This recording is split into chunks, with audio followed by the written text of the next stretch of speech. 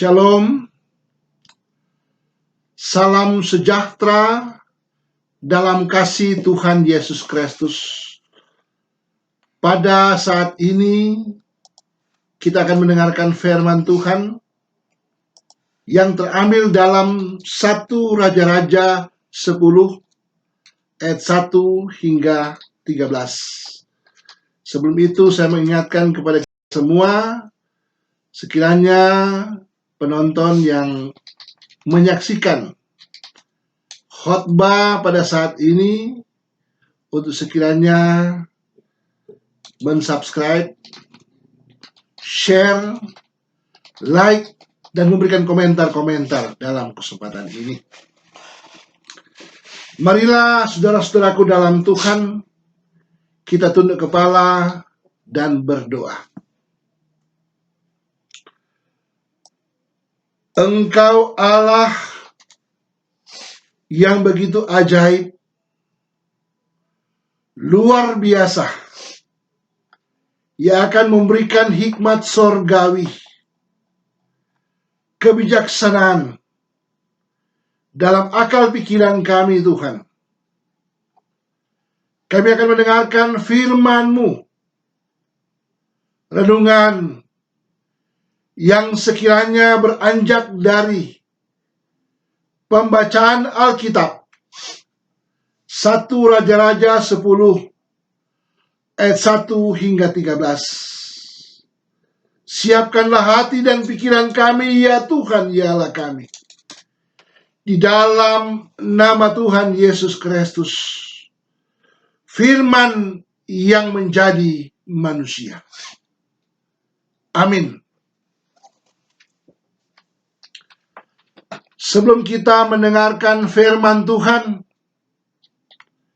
marilah kita membaca Alkitab yang terambil dalam 1 Raja-Raja 10 ayat 1 hingga 13.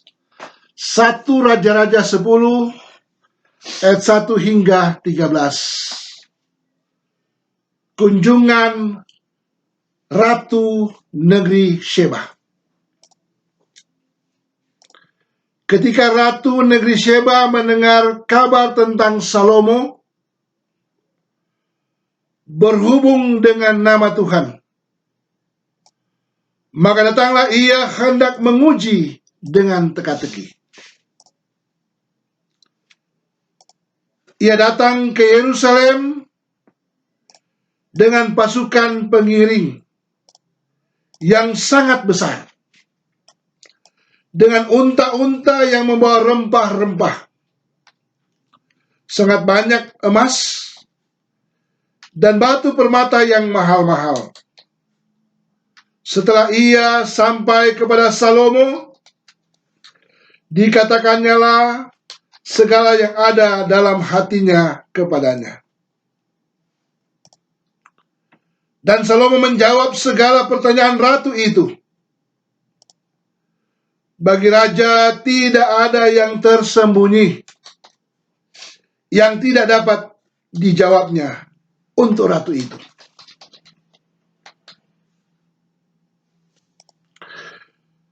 Ketika Ratu Negeri Sheba melihat segala hikmat Salomo dan rumah yang telah didirikannya, makanan di mejanya, cara duduk pegawai-pegawainya, cara pelayan-pelayannya melayani dan berpakaian, minumannya, dan korban bakaran yang biasa dipersembahkannya di rumah Tuhan. Maka tercenganglah ratu itu,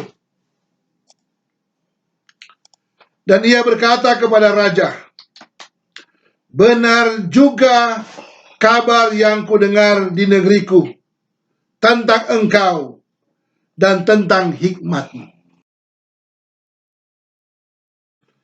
Tetapi aku tidak percaya perkataan-perkataan itu sampai aku datang dan melihatnya dengan mataku sendiri. Sungguh setengahnya pun belum diberitahukan kepadaku. Dan hal hikmat dan kemakmuran engkau melebihi kabar yang kudengar. Berbahagialah para istrimu, berbahagialah para pegawaimu ini, yang selalu melayani engkau dan menyaksikan hikmatmu. Terpujilah Allah yang telah berkenan kepadamu, sedemikian ia mendudukkan engkau di atas tahta kerajaan Israel. Karena Tuhan mengasihi orang Israel untuk selama-lamanya, maka ia telah mengangkat engkau menjadi raja untuk melakukan keadilan dan kebenaran. Lalu diberikannya lah kepada raja 120 talenta emas dan sangat banyak rempah-rempah dan batu permata yang mahal-mahal. Tidak pernah datang lagi begitu banyak rempah-rempah seperti yang diberikan Ratu Negeri Sheba kepada Salomo. Lagi pula, kapal-kapal Hiram yang mengangkut emas dari Ofir membawa dari Ofir sangat banyak kayu cendana dan batu permata yang mahal-mahal. Raja mengerjakan kayu cendana itu menjadi langkan untuk rumah Tuhan dan untuk istana raja, dan juga menjadi kecapi dan gambus untuk para penyanyi. Kayu cendana seperti itu tidak datang dan tidak kelihatan lagi sampai hari ini. Raja Salomo memberikan kepada Ratu Negeri Sheba segala yang dikehendakinya dan yang dimintanya, selain apa yang telah diberikannya kepadanya, sebagaimana layak bagi Raja Salomo. Lalu ratu itu berangkat pulang ke negerinya bersama-sama dengan pegawai-pegawainya. Demikianlah firman Tuhan. Tema perenungan firman kita saat ini ialah belajar dari orang berhikmat. Saudara-saudaraku yang dikasihi dan diberkati Tuhan, Kitab Raja-Raja ditulis sekitar tahun 560 sampai 540 sebelum Masehi. Menyangkut siapa penulisnya, Kitab Raja-Raja tidak disebutkan secara jelas akan penulisnya. Hanya dalam tulisan ini berlaku sesuatu pengakuan berdasarkan tradisi bahwa kitab ini ditulis oleh Yeremia. Kitab 1 Raja-Raja ini dianggap sebagai kelanjutan dari 1 dan 2 Samuel, yang diawali dengan kisah kenaikan Salomo menjadi seorang raja setelah Daud mati. Saudara-saudaraku di dalam Tuhan, kisah ini berawal dari kerajaan yang terbelah menjadi 2 kerajaan, yakni Yudea atau Yehuda dan Israel atau selatan, bagian selatan, dan bagian utara atau kerajaan utara. Hal ini boleh terjadi sebagai akibat dari kekerasan hati Raja Rehabeam, anak Salomo, yang lebih mendengarkan nasihat-nasihat dari penasihat junior dibanding dengan penasihat-penasihat senior yang ada.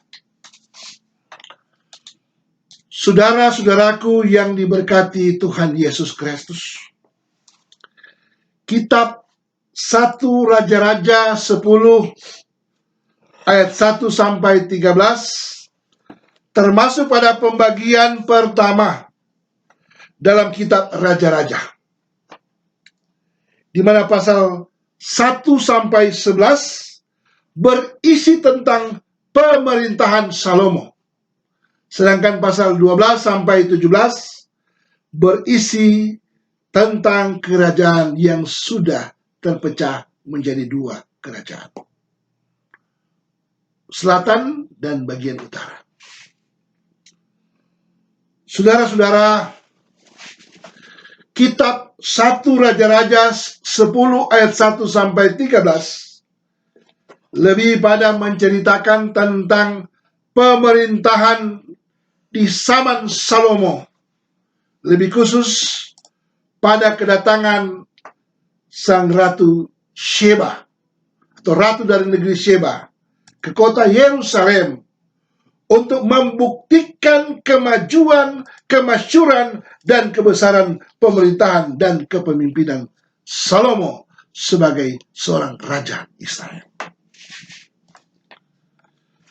Kedatangan Ratu negeri Sheba menemui Salomo karena kemasyurannya sebagai seorang yang berhikmat, memiliki karunia khusus dari Tuhan.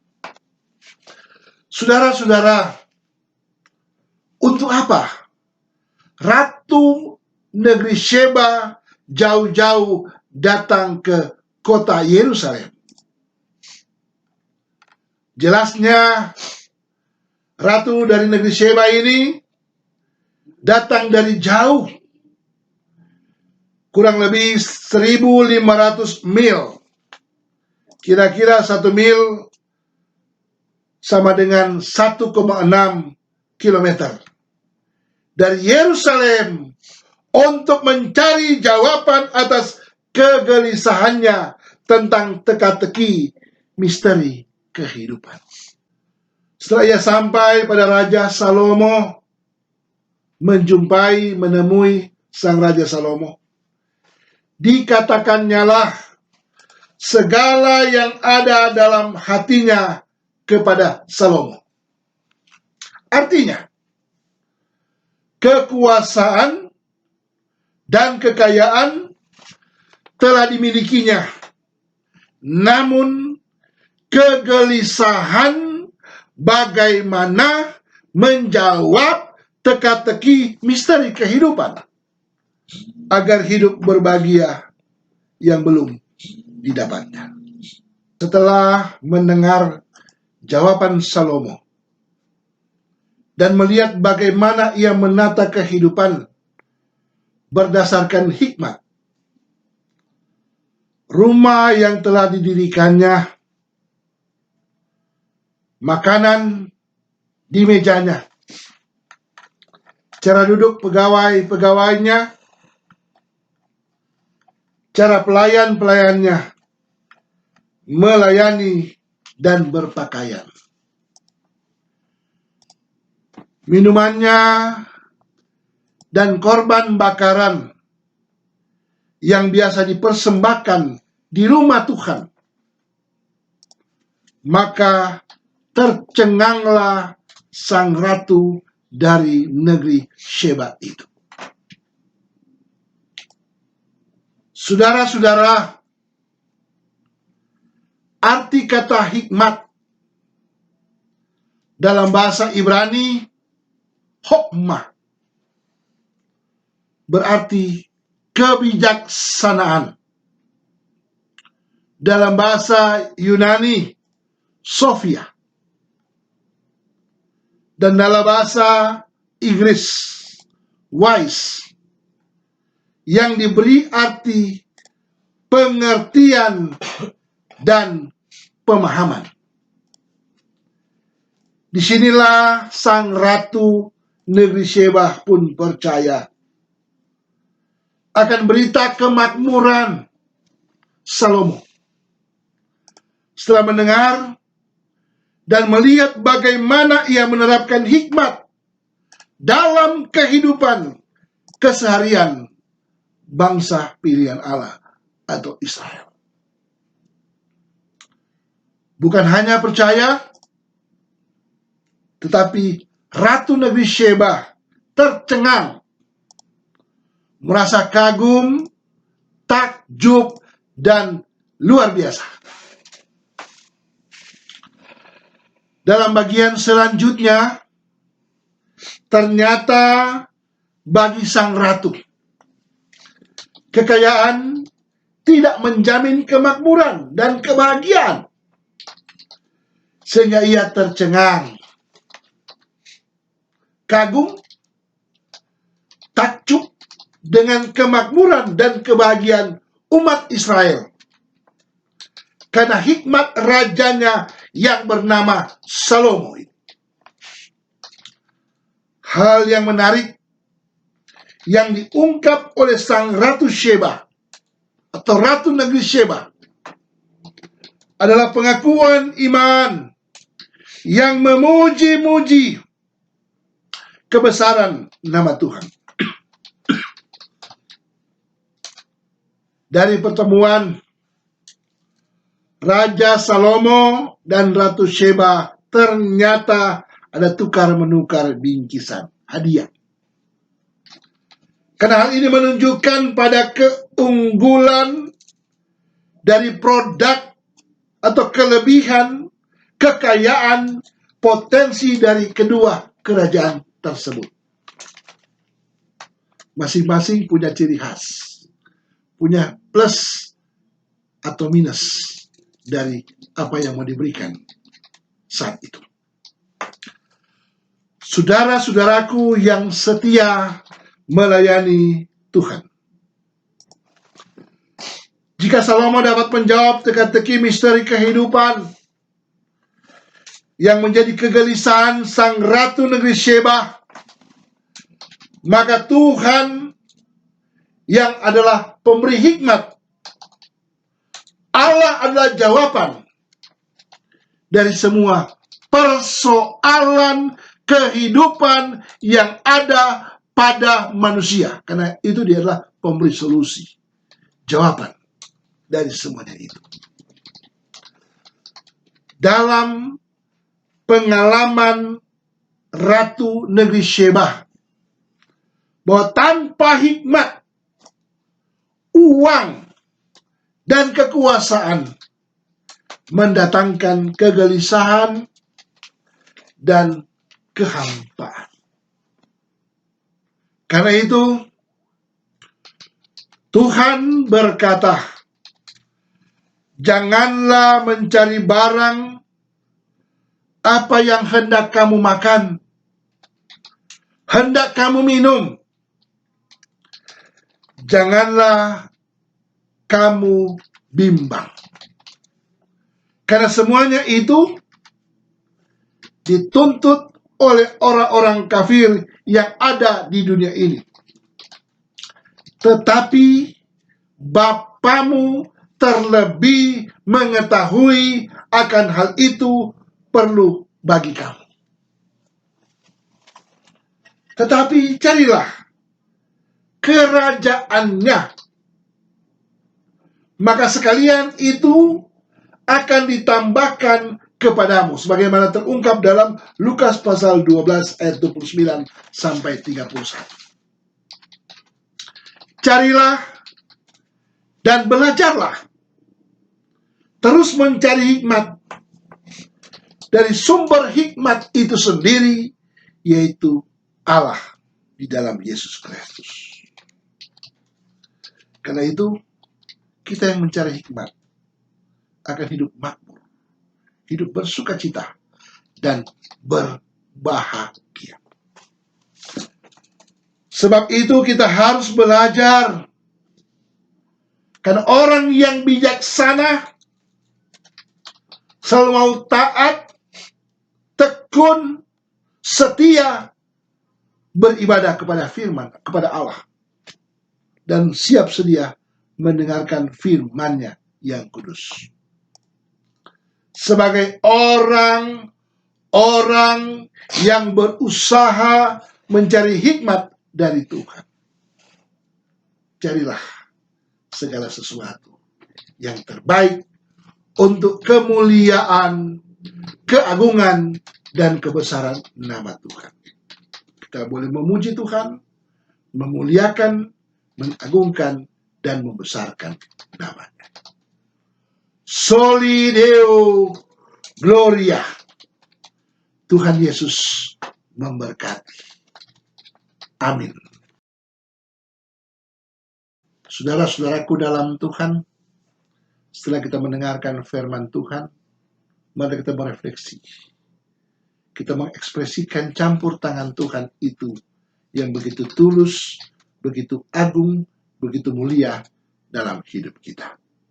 Kita yang mendengarkan firman ini lewat apa yang kita sudah tonton saat ini, media yang boleh kami sampaikan, dan sekiranya juga kita semua bisa mensubscribe,